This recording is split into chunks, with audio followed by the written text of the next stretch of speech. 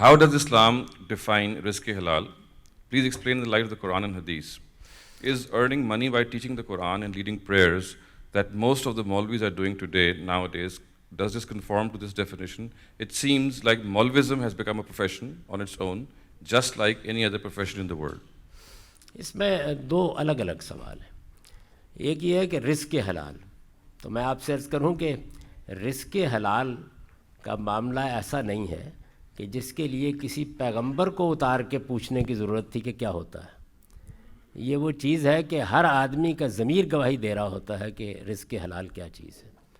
جب میں کسی کا حق تلف کرتا ہوں، اس کو دھوکہ دیتا ہوں، میں ملاوٹ کرتا ہوں، میں کم تول کے دیتا ہوں، میں کسی آدمی کی فریب کاری کے ساتھ اس کے ساتھ معاملہ کرتا ہوں، میں کیا ہوا وعدہ توڑ دیتا ہوں، تو میں اس کے نتیجے میں جو چیزیں کماتا ہوں کوئی وجہ نہیں کہ ان کو جائز قرار دیا جائے.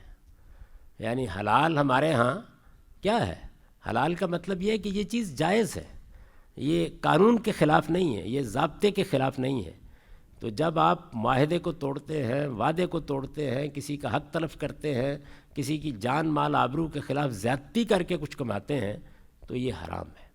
اللہ تعالیٰ نے قرآن مجید میں بڑی وضاحت کے ساتھ یہ بتایا ہے کہ میں نے کیا چیزیں حرام کی ہیں.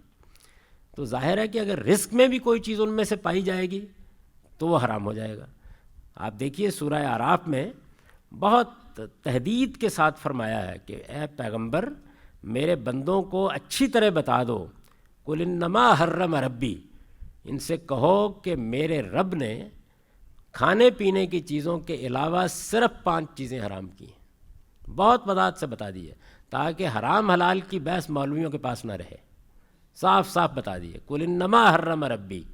لوگوں کو بتا دو، یہ قرآن مجید کی سورہ اعراف کی آیات ہیں، ان کو بتا دو کہ میں نے کھانے پینے کی چیزوں کے سوا صرف 5 چیزیں حرام کی ہیں. میں نے بدکاری کو حرام کی ہے. انما حرم ربی الفواحش ما ظہر منہا وما بطن والاسم، میں نے کسی کا حق تلف کرنے کو حرام کیا ہے. والبغی بغیر الحق، میں نے بغیر کسی حق کے کسی کی جان مال آبرو کے خلاف زیادتی کو حرام کیا ہے. وان تشرکوا باللہ ما لم ینزل بہ سلطانہ، اور میں نے چوتھی چیز شرک کو حرام کیا ہے کہ بغیر کسی دلیل کے خدا کا شریک ٹھہرایا جائے. وان تقولوا علی اللہ ما لا تعلمون، اور میں نے اس کو حرام کیا ہے کہ کوئی اپنی طرف سے یہ کہے کہ یہ حرام ہے.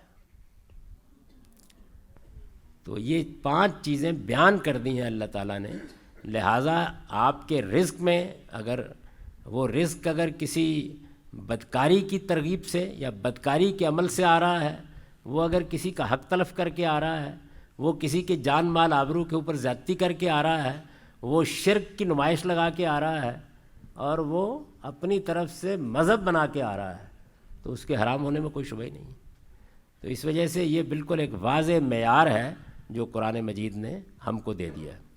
سوال کا دوسرا حصہ ہمارے مولوی حضرات سے متعلق ہے جو مسجدوں میں خدمات انجام دیتے ہیں عام طور پر.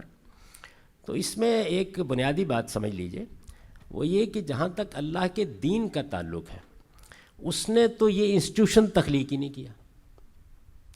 یعنی اللہ تعالیٰ کے دین میں یہ کوئی ادارہ نہیں ہے. جیسے مثال کے طور پر مسیحیت میں پاپائیت کا ایک ادارہ ہے، بنا دیا گیا ہے، سینٹ پال نے اس کو وجود بخشا. یہ بھی حضرت مسیح نے نہیں بنایا تھا. تو محمد الرسول اللہ صلی اللہ علیہ وسلم نے کوئی ایسا ادارہ نہیں بنایا. نماز کے بارے میں کیا چیز ہے؟ یعنی آپ نے نماز کے لیے جگہ مختص کر لی، وہ ایک مسجد بن گئی. اس کے لیے بھی کسی سے اذن لینے کی ضرورت نہیں ہے کہ کوئی مذہبی شخص آئے گا آپ کو بتائے گا کہ یہ مسجد بن سکتی ہے. رسول اللہ نے فرمایا جعلت لی الارض طہورا، زمین کا ایک ایک ذرہ، زمین کی ایک ایک جگہ میرے لیے پاک قرار دی گئی ہے. جہاں ہم چاہیں گے نماز پڑھیں گے، جہاں چاہیں گے ہم مسجد بنا سکتے ہیں. تو بنا لیجئے. اس کے بعد اب نماز پڑھنی ہے تو 5 وقت لوگ نماز پڑھنے کے لیے آئیں. جب 2 آدمی آ گئے کم سے کم تو اپنے میں سے ایک کو آگے کریں، وہ نماز پڑھا دے گا، نماز پڑھ کے چلے جائیں. تو اس مقصد کے لیے کوئی مذہبی ادارہ نہیں وجود میں لایا گیا، سرے سے لایا ہی نہیں گیا وجود میں. ایک جمعہ کا ممبر ہے، اس کے بارے میں جو سنت قائم کی گئی وہ یہ تھی کہ وہ ہے ہی ریاست سے متعلق. کسی عالم کے لیے جمعہ کا خطبہ دینا یا جمعہ کی تقریر کرنا اس کا ہمارے مذہب میں کوئی تصور ہی سرے سے نہیں پایا جاتا. یعنی اسلامی قانون میں جمعہ ہو بھی وہیں سکتا ہے جہاں پر کوئی مسلمانوں کا اسٹیٹ قائم ہو جائے، اور یہ ریاست کے حکمران یا اس کے کسی نمائندے کا کام ہے کہ وہ آئے اور مسجد میں آ کے جمعے کا خطبہ دے. تو آپ یہ دیکھ لیجئے کہ نہ جمعے کے لیے اس کی کوئی ضرورت ہے، نہ عام دنوں کے لیے اس کی کوئی ضرورت ہے، لیکن ہم نے مذہب کی اس تعلیم سے اپنا چہرہ موڑ لیا، اور اس کے بعد ہم ایک باقاعدہ ادارہ وجود میں لائے. اب ہماری مسجد میں کسی ایک صاحب کو آ کے نماز پڑھانی ہے، اس کو اذان دے کے لوگوں کو بلانا ہے اپنی جانب. نہ ہم نماز پڑھانے کے لیے تیار ہیں، نہ جنازہ پڑھانے کے لیے تیار ہیں، نہ نکاح پڑھانے کے لیے تیار ہیں. جب ان میں سے کوئی کام بھی کرنے کے لیے تیار نہیں تو اب اس کے لیے ایک پروفیشن تو پھر وجود میں آنا ہی آنا ہے. وہ آ گیا ہے اور آپ نے خوش دلی سے اس کو قبول کر لیا ہے تو پھر اس کو ایک پروفیشن مان لیجئے. اس لیے کہ اس شریف آدمی نے آخر کیا قصور کیا ہے کہ آپ نے اس کو پابند کیا ہوا ہے کہ ہماری مسجد میں اذان دو، ہماری مسجد میں نماز پڑھاؤ، 5 وقت ڈیوٹی پر حاضر رہو، جمعے کے دن ہم کو خطبہ دو.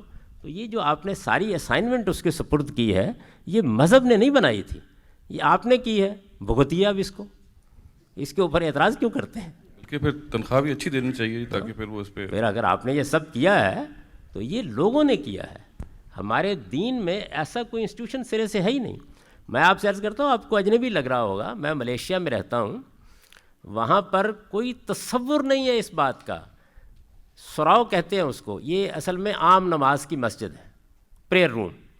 یہ قانون کے مطابق ہر پبلک جگہ پر بنانا ضروری ہے، لیکن بس یہ بنایا جاتا ہے. کوئی امام نہیں ہے، کوئی نماز پڑھانے والا نہیں ہے. میں یہ دیکھتا ہوں کہ کالجوں کے طالب علم، راہ چلتے راہ گیر، وہ آتے ہیں، ان میں سے ہر شخص بہت اچھی قرات کے ساتھ نماز پڑھا رہا ہے، ہر شخص. پچھلے دنوں وہاں کے وزیر اعظم نے اپنی بیٹی کی شادی کی، اور آپ کو تعجب ہوگا کہ نکاح کس نے پڑھا؟ خود وزیر اعظم نے. نکاح کا خطبہ خود پرائم منسٹر نے دیا، وزیر اعظم نے دیا، اور تمام جتنے بھی رسوم تھے خود اس نے ادا کرائے. کوئی ضرورت اس کے لیے نہیں پڑی.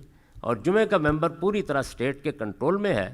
اس کے نتیجے میں ہر مسجد خدا کی مسجد ہے. مجھے پورے ملیشیا میں نہ کوئی بریلوی مسجد ملی ہے، نہ دیوبندی ملی ہے، نہ کوئی اہل حدیث ملی ہے، سب خدا کی مسجد ہے.